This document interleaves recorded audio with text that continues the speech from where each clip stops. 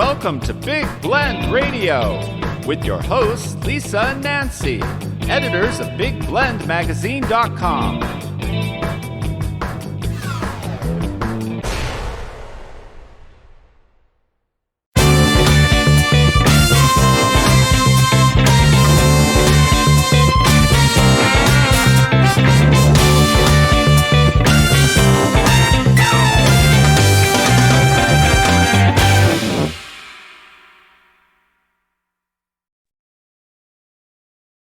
Hey everybody, welcome to Big Blend Radio's Nature Connection Show. We air this every fourth Friday, usually with our friend Margot-Carrera, the nature photographer. But you know what? We're actually recording this today on National Goof Off Day. I think Nancy and Margot are goofing off and taking the day off. I think that's kind of cool. So goof off days are good to get out into nature and go into a park, not necessarily goofing off on the couch, but go out and play. And that's what we're talking about today. I'm excited to welcome back Ivan Levin. Ivan is from the National Park Trust. And this year, the last time he was on the show, he was talking about the organization's legacy. They are celebrating 40 years of protecting land and also getting people into parks. And that's what we're talking about. Their annual Kids to Parks Day that comes up May 20th, 2023. So go to parkstrust.org. So welcome back, parktrust.org, excuse me. Welcome back, Ivan. Thank you so much. Great to be here today. I love this that we're recording on National Goof Off Day. So like, how do you like to goof off? I know. Nancy's goofing off. I'm like, you get to take the day off. Margot's goofing off and taking a day off. So, you know, it's us working, but we're talking about parks. That's good. Yeah. So, I mean, that's fun. So, I mean, you know, it feels appropriate for Goof Off Day. I might try to get a ride in later today. It's so nice outside here on the East Coast. I might try to get a ride in later. Well, I'll go try and hike my way through snow to the Tomahawk River. How does that sound? I got dogs to help me with that. They did a good job the other day. And yeah, playing in the snow with dogs, it's a whole other deal because you will land on your butt and that's okay. That's okay. That's okay. So Kids to Parks Day, I mean, this sounds like a good goof off day to me, honestly. But, you know, going through your website and also from our conversations before, this is a epic event. It's what, 13 years now that you've been doing it? It's the 13th anniversary of Kids to Parks Day this year. Wow. And so it's not just, hey, you know, let's get the kids, go out for a bike ride or go into a park. This is something that actual cities can adopt into their Parks and Rec department, right? Exactly. Yes, it actually works so many different ways. You know, number one, it's a day to invite kids and families to get outside and recreate and discover a local park. Whether it's a place they've been or a place that's new to them, it's a great excuse to get outside with your kids or with other family members on that day. In addition to that, cities and towns across America are proclaiming the day National Kids to Parks Day. And we have park and rec departments, state park departments, national parks, and all kinds of public lands out there that are planning special Kids to Parks Day events to happen on or around May 20th as well. And all of those events will be listed on our website at parktrust.org or kidstoparks.org. And it's cool because you have a toolkit there. So if you want to actually create one, like say, you know, I run a nature center or something, we could get involved right now and go use the toolkit to set up an event and even register the event on your website so people can go there and look at all the events. Absolutely. It is from, you know, A to Z, everything you need to participate in the day, whether it's first registering that event so that people know about that event. You can also upload photos with that event registration as well. But then you can download the event host toolkit, download the Kids to Parks Day logo, the Park Trust logo, and social media language examples and example press releases so that you have everything you need to plug and play into the day. And then, of course, anything extra, we're here to help. Oh, that's so cool. So, all right. So a lot of kids needing to get into parks. This is something. What about if you are in an urban environment? Are there programs or are there cities working with kids that maybe have never really gone out into nature? I think this is what's so special about this program is to bring that awareness, because sometimes families in certain areas, maybe not, they don't even think about it. You know what I mean? And maybe don't always have the resources, but a city could start to look at what can we do to get these kids outside? Absolutely. Yes, cities across the country, both urban, suburban, and rural, all participate in Kids to Parks Day. And there's a lot of major cities across the country that are hosting events, not only on Kids to Parks Day, but throughout the year, really with the goal of getting as many people into their parks as possible. Because if we can get people into the parks, we can get them to love parks, and then we can get them to help protect parks later on. So I do think that's a really big initiative, not only for us, the National Park Trust, but also for cities and towns nationwide, to get as many people into parks and say, you're welcome. We want you to come outside with us, and you're welcome to do it with us. So I think that's an important message we're seeing everywhere. Yeah, I remember during COVID, everybody started to really understand why you needed to get outside, take a walk, goof off in nature. I'm still stuck in the goof off land. But also, they're saying that the statistic is you need to have a park within, like, was it 5-10 minutes from your home to really utilize it? And I think this is also something that spurs that movement of like, oh, we could go to a park every morning for a walk or whatever, after school kind of thing, that maybe even helps parks, like parks and rec departments and cities, to understand the value of having more parks than maybe not just one, but getting them out within the suburbs, maybe places that are, vacant lots. There's, a vacant, I remember in one of the towns we lived up in, Julian in San Diego, obviously it's a mountain town surrounded by forest, beautiful, but there was this vacant lot and it was an old gas station lot. So it was toxic, really. And it took years, but eventually that lot, through a lot of red tape, got transformed into a little tiny park, but with flowers. We got wildflowers in. And I think even those little pocket parks are important in the downtown areas, even though this was in a forest area that was beautifying, but also cleaned toxins out of the town. Absolutely. First of all, I think that a lot of people don't realize where parks are and how close they actually are. And I think it's a challenge to be proactive and actually incorporate that outdoor lifestyle. And that outdoor lifestyle can mean a lot of different things to a lot of different people. But I think recognizing where those local parks are and how to access them is important. And that's something that we have the responsibility to make sure that people know where to get outside, number one.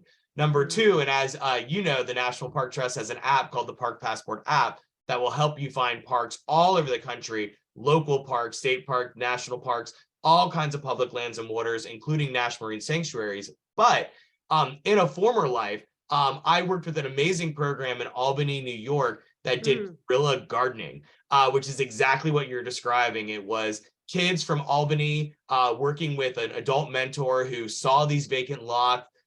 They saw behavior happening in those lots that shouldn't be happening.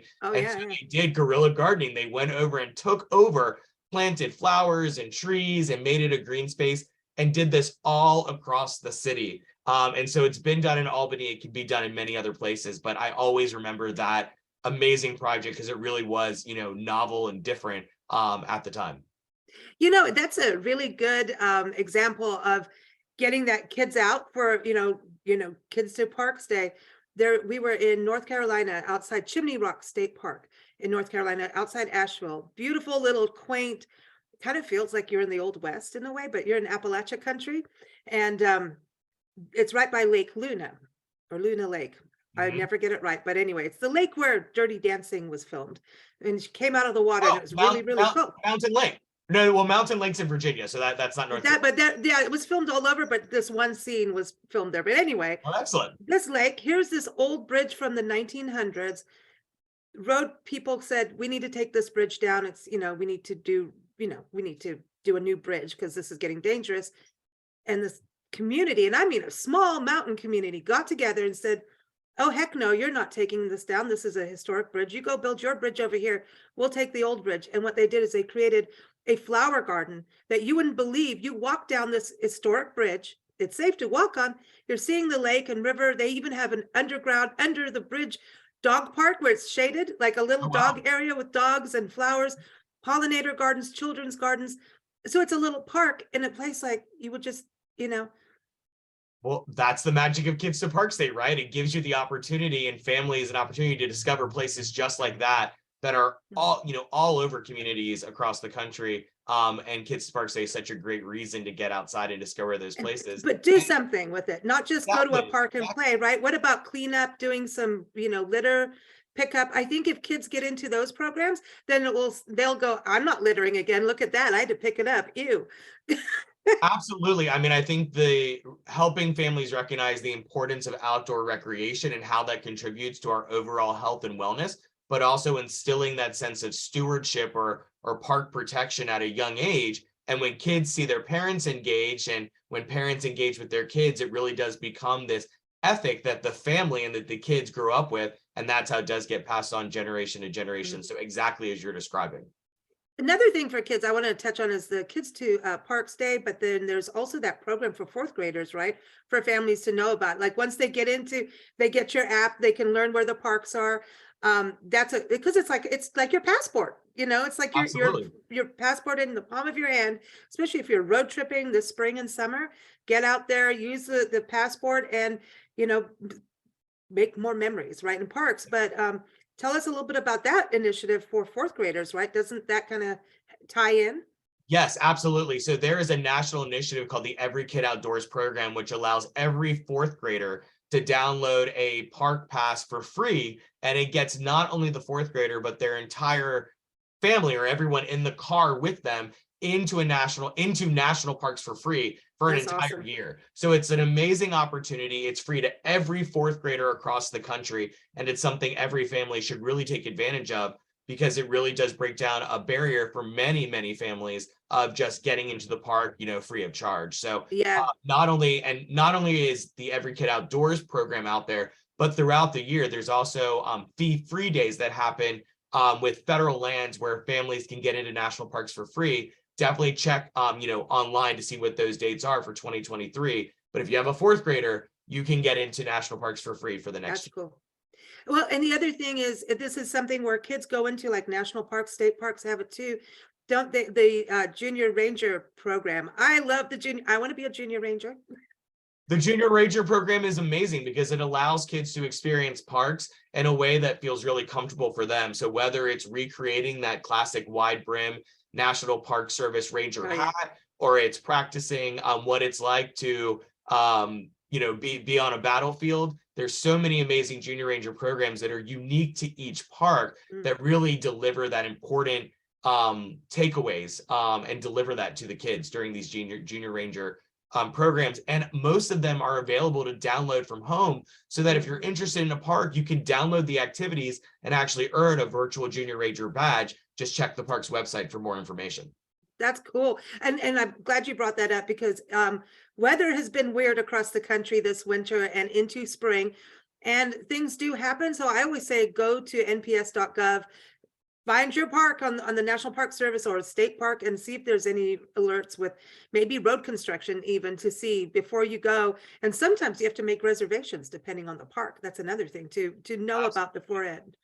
Absolutely. Yeah. And the weather has been crazy this year, just like Yosemite National Park just reopened after being closed because of having so much snow and then rain. So definitely important to check each park's individual website, because they will have kind of all the emergency notices or most up-to-date information on each individual park site, which you can get to by a good old Google search, or of course, nps.gov.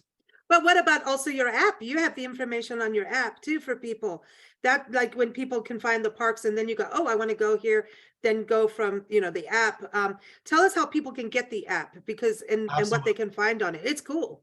You can download the Park Passport app. That's Park Passport, all one word. You can download it from the Google Play Store or the Apple Store. And it's free to download, and you literally can find any park near you. And once you find the park on the map, you can click on that pinpoint and it will take you to numerous links, including a link directly to the park website. There's also live webcams, educational materials, virtual tours, all sorts of resources that allow you to not only prepare for your experience, but also relive that experience once you're back home as well. You can log photos, and as Lisa said, you can log your park visit and all the activities that you do at the park as well. So it really is cool. This passport that you can take with you. As an example, right now, the cherry blossoms at the National Mall are in full bloom. Right from the palm of your hand, you can download the Park Passport app, go to the National Mall on the app, go right to the live cherry blossom webcam, and view the cherry blossoms from where you are, Lisa, in Wisconsin, or if you're anywhere else in the country. Now, do you notice my background has the flowers? That's Picacho Peak in Arizona. and the bloom is incredible there right now. So everybody run, run to I the just park saw now. pictures of flowers on Santa Cruz Island with the Channel Islands. Ooh. They were also in full bloom. So yeah, it's that time of year. It's exciting. California got so much rain, even yesterday, and Carrizo Plain, Nancy and I went there, and it was, I mean, California had serious droughts. I mean, we've witnessed it with just, I mean, it was heartbreaking. And we've even been to Texas at this time of year to go film in wetlands that are some of the prime wildlife refuges for spring birding, like in the top in the world kind of thing. Mhm. And all we saw was dust devils where there should be water, and it's coming Right. back this year. So it's an exciting time because it was kind of depressing. When you see a real drought, it's depressing, and you see skeletons in the sand. And this is why you go to parks, because there's environmental reasons for this, not, and so when we get out into parks and we start to understand science and wanting to protect. But Carrizo Plain, oh my gosh, you've got one of the oldest dead seas there. Mhm. And so we could see it was beautiful, but there was nothing. Right now is like wildflowers galore. Where we Wow. saw, I bet it's a sight to see. it's, so I'm stuck in Facebook. I love following you guys on Facebook too, but I want to go back to your passport, because kids get to be backseat drivers with this passport. I think teens that are using phones and know how to do this are going to really get into it more than the adults too, in a way, because they get to go, hey, we want to go to this park, and then they get to document. So that's part of that experience of kind of taking ownership of what they experienced in the park. The kids can even be the navigator, because you can open Yeah. Apple or Google Maps and right from the palm of your hand get driving directions to the park. And the kids can download the Junior Ranger booklets we were just talking about, again, straight from the app. There's a direct link that takes you to all the Junior Ranger programs for all 424 national parks. And of course, there's other resources for local and state parks as well. Hey, we got two new parks, didn't we, for MPS just now? Just yesterday, 2 new national monuments. Nevada got one, and I don't know where the other one was. I believe Texas. Oh, well, we need to go. We're going to Texas next, so we better go. Got to do it. So I'm going to use the app again. We're going from Wisconsin to Texas. As this airs, we'll be packing up and getting ready to hit the road. And I think we're going to do a lot of the Jefferson Highway. We talked about that before. And so this is going to be a good time for us to use the app and start looking at the parks along this historic route that actually goes from Winnipeg, Canada to New Orleans. So I'm excited about that, to see some new places. Absolutely. And I know Oklahoma, there's buffalo there, and I want to go see him again. I like him. If you see Buddy Bison out there, let us know. See, you got it. You got my little segue in there. Tell everybody about Buddy Bison. He's got his own National Geographic book. He does. Buddy Bison is the woolly mascot of the National Park Trust. He's been with us for a long time. And you can search for him on Instagram, #Buddy Bison. But he's a great travel companion. He loves to accompany kids to parks and let kids know that explore the parks are yours. Oh, I love it. I love it. In closing here with Kids to Parks Day, so towns can proclaim the day, people can make events up themselves. I think even neighborhoods could get together and do things, to even protect some of their local places, do some cleanup work, and also play and have fun, have a picnic in the park. But one thing I noticed on your website, you were talking about Kids to Parks Day. You mentioned STEM education from this. Could you touch on that? Because that's something that I find is really important, that youth get to have those opportunities. So kind of go over that for parents to understand how that connects with parks. Absolutely. I mean, parks are an amazing classroom. And so parents, it's a great opportunity to take kids to parks, and they can learn about everything from not only science and biology and wildlife conservation, but civics and government. Parks provide an amazing classroom for so many different lessons, including so many STEM lessons, which a lot of the parks have activities year round. So check their activity calendars. Parks have activities year round that connect to not only STEM activities, but also activities that connect to a lot of untold stories. Power of parks is that they tell a story. And so parks often tell untold stories that people don't know are even out there. So not only STEM, but also history and all those other topics. Parks make an amazing classroom for families and students. Oh, I agree. So where's your next park destination? Ooh, that's a great question. Actually, I am headed to Biscayne National Park, I think, next, and then Assateague National Seashore. So I'm excited about both of those. Oh, and you're going to post those, right? You're going to get those up. Absolutely. I'm going to be following for Excellent. sure. I have no idea where our next park is because we're just going to find it on the passport app as we start driving, and That's we'll the just, best way to do it. yep. And, we're also one of those crazy people, when you see a brown sign, you just stop, pull over, you go, and sometimes they don't tell you how many miles, and you go, I've been driving for 100 miles. Where's the park? And that's why you have the park passport. Exactly. So you know what Exactly. you're doing. You know what you're doing. So thank you again for joining us, Ivan. Everyone, parktrust.org is a website.